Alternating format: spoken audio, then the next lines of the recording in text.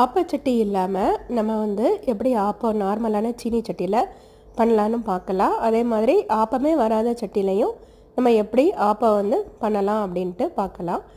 இது வந்து ஒரு நார்மலான சீனி சட்டி. இதை வந்து ஃபஸ்ட்டு நம்ம சூடு பண்ணிவிட்டு இதில் வந்து ஒரு சொட்டு எண்ணெய் போட்டு அதை வந்து ஒரு துணி வச்சு நல்லா துடைச்சிட்டு அதில் வந்து ஒரு முட்டை வந்து உடைச்சி ஊற்றணும்.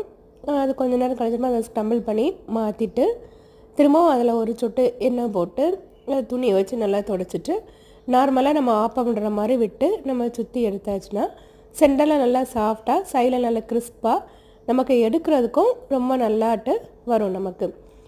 இது வந்து எங்கள் அம்மா இந்த மாதிரி தான் பண்ணுவாங்க. எனக்கு மேரேஜ் ஆனதுக்கப்புறம் தான் எனக்கு ஆப்பா சட்டினே ஒன்று உண்டுனே தெரியும். நான் இப்போ எங்கள் அம்மா மெத்தடில் தான் பண்ணிகிட்ருக்கேன். வெஜிடேரியனாக இருந்தாச்சுன்னா நம்ம பப்படம்லாம் பொரிக்கிற அந்த பாத்திரத்தில் நம்ம பண்ணால் ஆப்பா நல்லா வரும். ட்ரை பண்ணுங்கள். தேங்க்யூ.